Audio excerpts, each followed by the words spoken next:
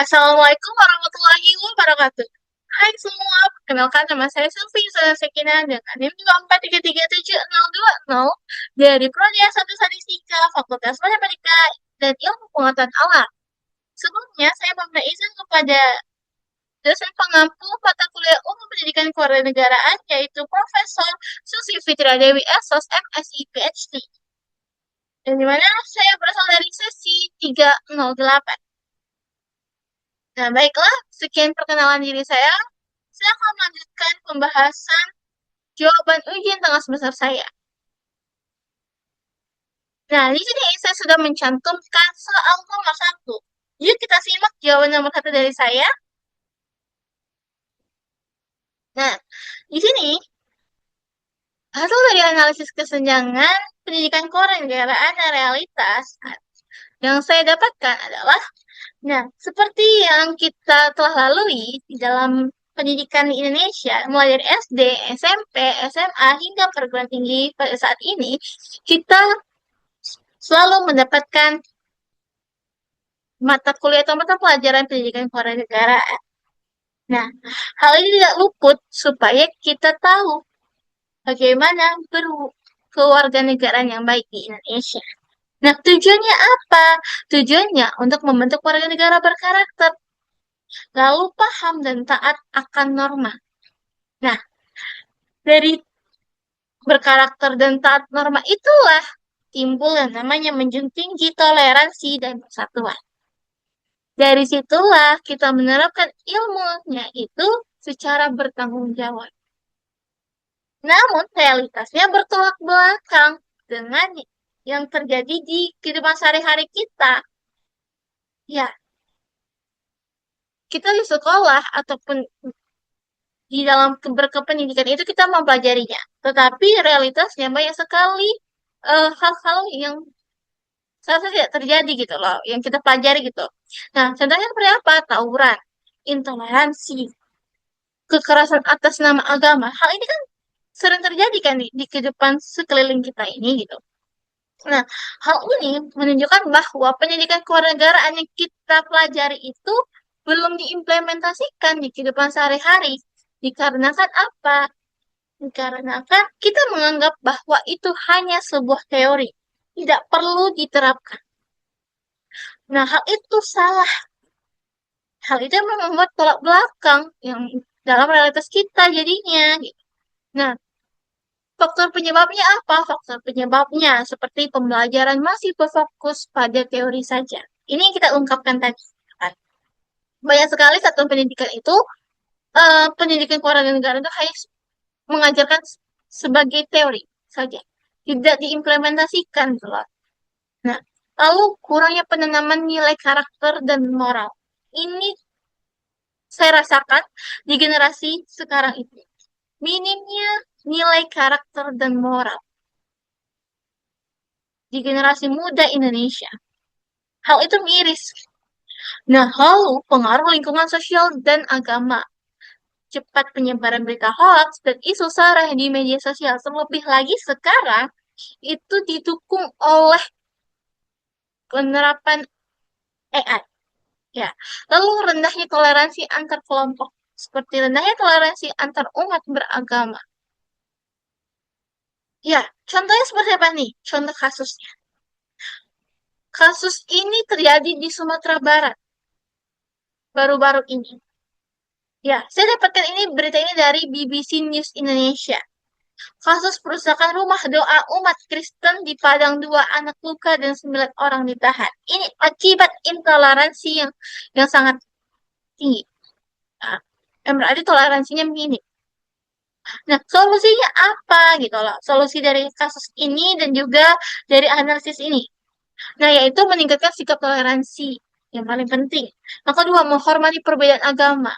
Ingat, agama di Indonesia itu ada 5 yang diakui. 5 atau 6. Nah, ada agama Islam, Kristen, Katolik, Hindu, Buddha, Konghucu, ada 6. Mohon maaf. Nah, lalu meningkatkan pemahaman dan penerapan norma. Tidak mudah terprovokasi dengan berita di media sosial. Lalu menyelesaikan konflik dengan musyawarah, lalu menerapkan nilai-nilai Pancasila dalam kehidupan sehari-hari dengan baik. Lalu, soal nomor dua. Nah, di sini saya juga sudah mencantumkan, silakan rekan-rekan bisa melihat soal terlebih dahulu. Nah, yuk kita simak jawaban nomor dua saya. Nah, jadi, analisis fenomena. Di mana fenomenanya adalah, nih, eh, melemahnya perbedaan antara masyarakat dan elit politik. Ini lemahnya itu ya. Nah, jadi, eh, demokrasi itu memberikan kebebasan berpendapat kepada siapa saja. Tidak pandang bulu, mau dia tua, mau muda, mau dia pejabat ataupun tidak. Nah, namun dari kebebasan politik itulah timbul perbedaan pandangan setiap manusia, setiap individu. Hal itu wajar. Nah, ketika kebijakan elit politik dianggap tidak sesuai dengan aspirasi rakyat, maka timbullah konflik sosial, polarisasi, dan melemahnya persatuan. Seperti terjadinya demonstrasi. Ya, lalu contoh kasusnya seperti ini. Demo mahasiswa julukannya Indonesia Gelap. Di berbagai daerah bikin legitimasi pemerintah Prabowo oleng, lalu nasib pengemudi ojol setelah gelombang demo lebih takut lagi kalau dapur tidak ngebul. Maksudnya seperti apa kasus ini? Nah, saya bahas ini dikarenakan, ya, beberapa bulan silam, berbagai kampus itu mengikuti demonstrasi di eh, depan gedung pemerintahan daerah masing-masing. Nah, itu akibat dari aturan ataupun kebijakan pemerintah yang baru dilegalkan dan tidak sesuai gitu loh oleh warga negara.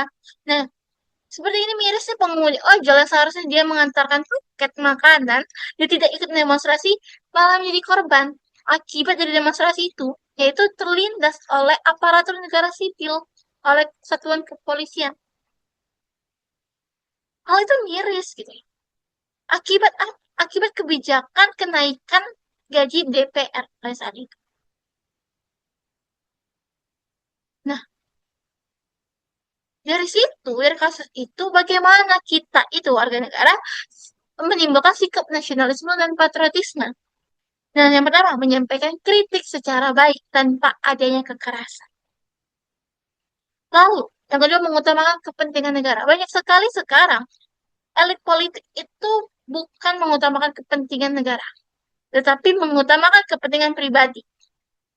Kepentingan negaranya belakang. Nah, lalu yang ketiga, menggunakan jalur konstitusional.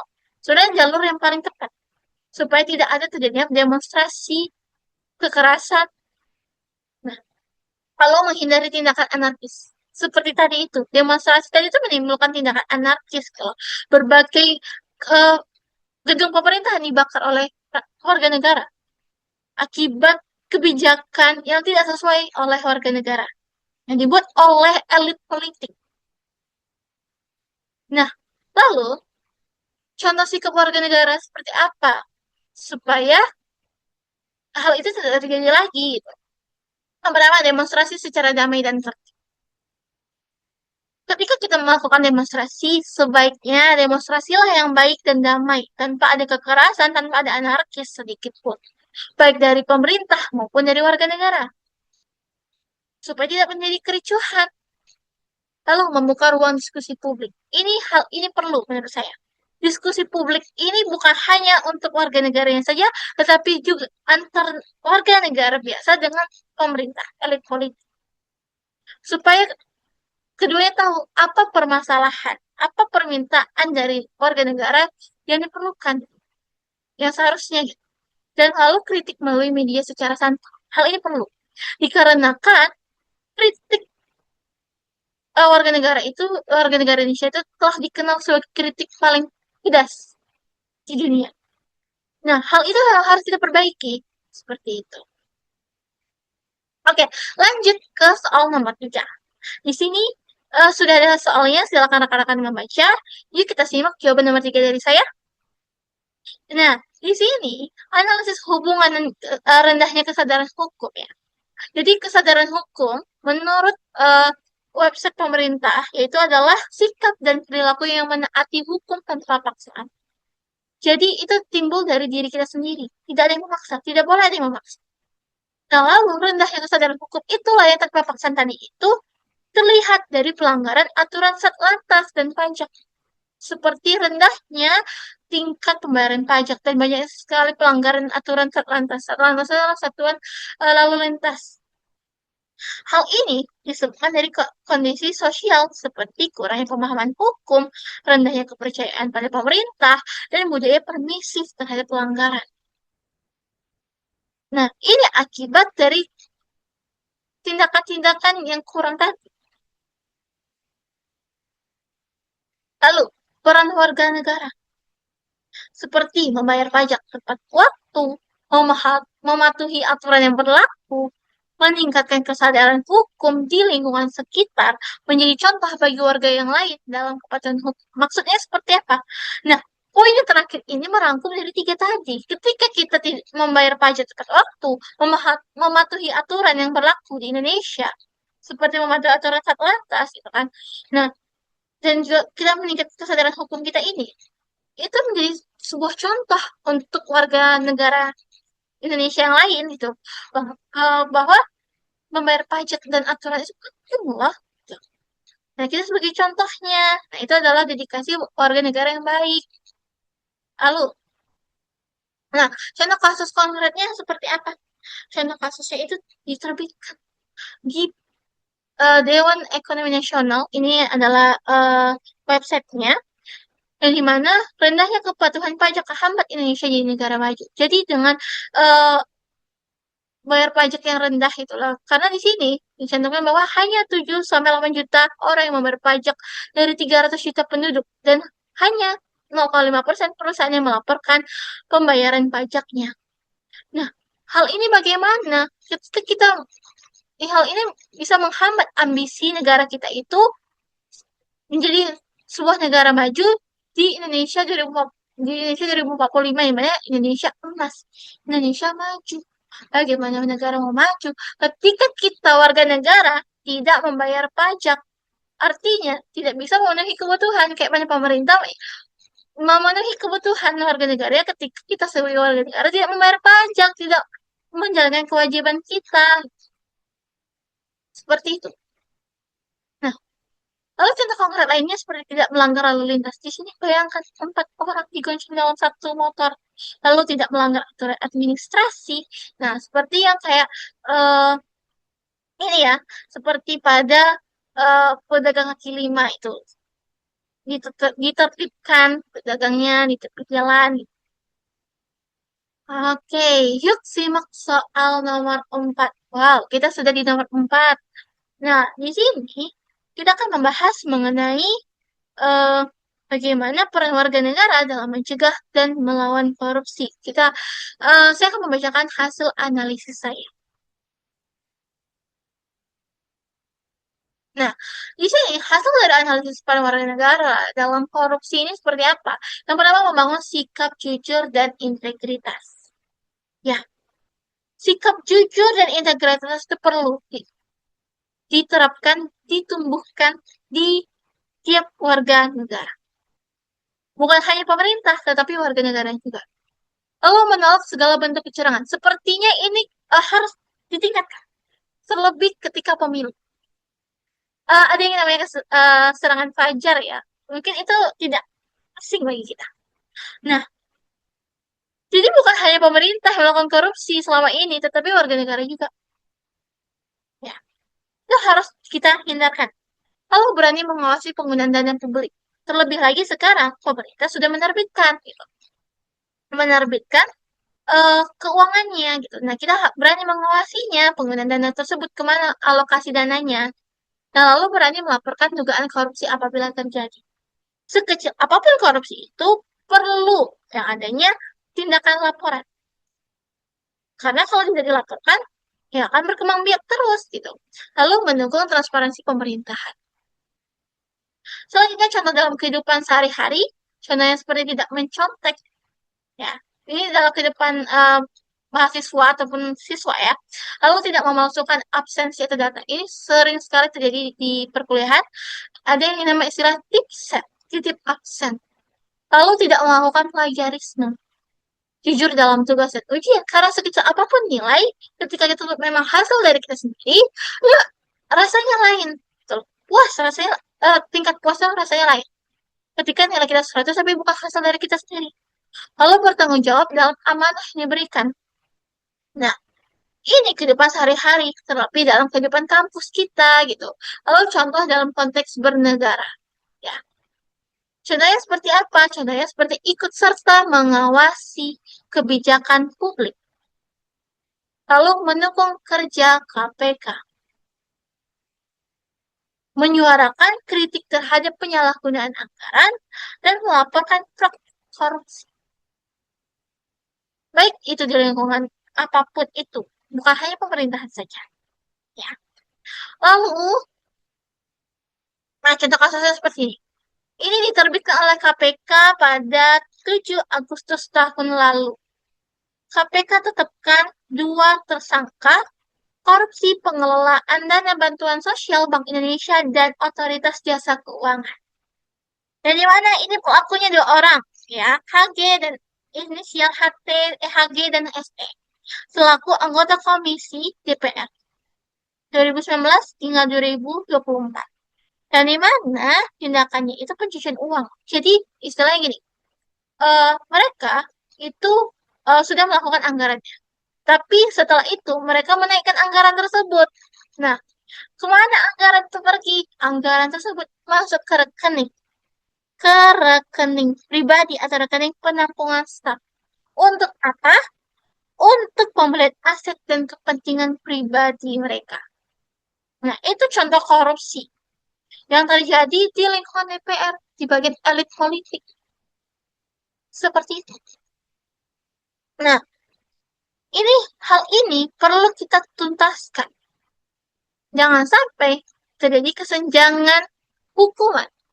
Karena banyak sekarang kasus korupsi ini sudahlah dia korupsi bermiliaran, tetapi hukumannya tidak setimpal. Gitu. Alias hukum ini lebih tajam ke bawah dibanding ke atas.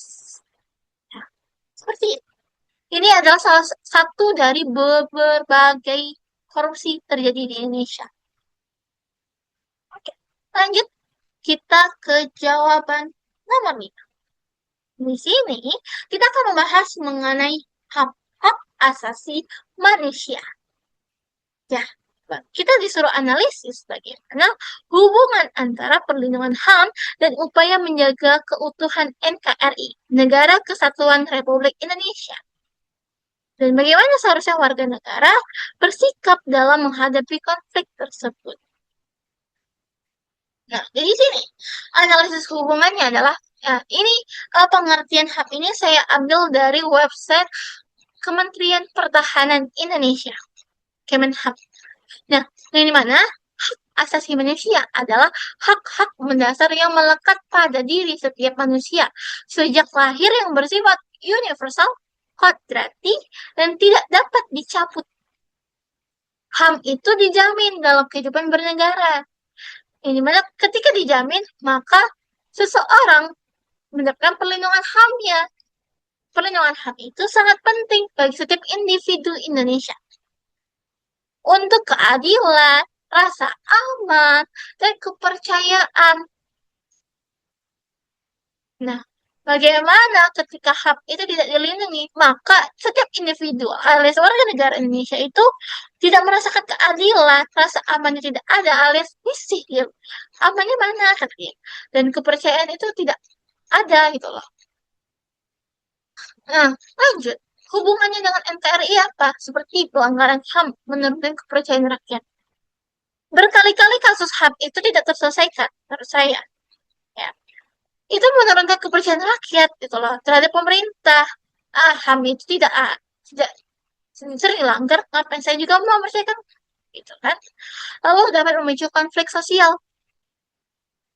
Lalu mengancam persatuan bangsa. Ketika tidak aman, maka timbullah rasa konflik, demonstrasi, dan akhirnya persatuan itu bisa renggang gitu loh. Lalu perlindungan HAM menjaga stabilitas nasional. Ketika HAM itu dijaga, maka persatuan akan tetap stabil gitu loh. Nah, lalu ini sikap warga negara dalam upaya menjaga keutuhan NKRI itu seperti apa? Menegakkan HAM secara adil. Jadi, tidak pandang bulu, mau siapa saja itu mempunyai hak asasi manusianya. Dan itu harus ditegakkan secara adil setiap warga negara. Tidak boleh, oh si A, nih, ya kan? Tidak ditegakkan secara adil karena dia cuma sebagai warga negara biasa saja. Itu tidak boleh. Mau warga negara, mau elit politik, tetap hak asasinya sama di mata hukum. Dan harus ditegakkan secara seadil-adilnya. Lalu menghormati hak setiap individu. Setiap orang, setiap warga negara itu punya hak. Dan kita yang juga sebagai warga negara harus menghormati hak warga negara individu lainnya gitu. Lalu menyelesaikan konflik secara damai, tanpa kekerasan, tanpa anarkis. Lalu mengutamakan nilai Pancasila dan Bhinneka Tunggal Ika ketika penyelesaian konflik HAM harus dijunjung tinggi gitu. Karena kita sudah belajar mengenai apa itu pendidikan kewarganegaraan yang artinya kita tahu bagaimana kita menyelesaikan HAM itu dengan nilai-nilai Pancasila yang kita tahu gitu. Nah, lalu contoh kasusnya ini saya angkat kasus ini sebenarnya ini kasus lama, tetapi sampai sekarang masih menjadi perbincangan publik. Terlebih ketika saat pemilu kemarin. Ya, ini sangat sekali dimunculkan. Jadi masih perbincangan sampai sekarang. Penculikan para aktivis tahun 1997 hingga 1998. Dan di mana penculikan itu terjadi ketika menjelang jatuhnya Presiden Soeharto pada tahun 1998. Dan di mana dilakukan oleh tim khusus beranggotakan tentara yang disebut tim Mawar. Dan akibatnya apa? 13 aktivis itu hilang. Sampai sekarang tidak ditemui, lalu satu orang meninggal, dan 9 aktivis lainnya itu telah dilepas. Nah, hilangnya 13 aktivis inilah yang menjadi perbincangan sekarang, menjadi masih buah bibir warga negara, kemana hilangnya 13 aktivis ini. Nah, itu kasus HAM yang satu ini masih menjadi perbincangan, menjadi buah bibir warga negara kita yang belum terselesaikan sampai sekarang. Saya harap kasus penculikan para aktivis ini, dan di mana ini adalah salah satu kasus besar hak asasi manusia, gitu, bisa terselesaikan sebelum Indonesia ini menyentuh menjadi Indonesia emas, Indonesia maju di tahun 2045. Nah, dari 5 jawaban tadi, kita bisa rangkum bahwa kasus rendah eh, mengenai hak asasi manusia, korupsi, rendahnya tadi eh, ketaatan hukum, dan juga kesenjangan tadi, itu bisa terselesaikan semua ketika kita sebagai warga negara ini menganggap bahwa pendidikan kewarganegaraan itu bukan hanya sebagai teoritis yang hanya menempel di otak saja, tetapi juga harus diterapkan dalam kehidupan sehari-hari supaya tindakan-tindakan kasus-kasus ini tidak terjadi lagi. Dan saya harap di kemudian hari demonstrasi di Indonesia ini tidak berlangsung secara anarkis seperti kemarin-kemarin. Sekian dari saya dalam pembahasan jawaban ujian tengah semester. Saya ucapkan terima kasih. Mohon maaf bila ada kesalahan. Saya tutup. Billahi taufiq wal hidayah. Wassalamualaikum warahmatullahi wabarakatuh.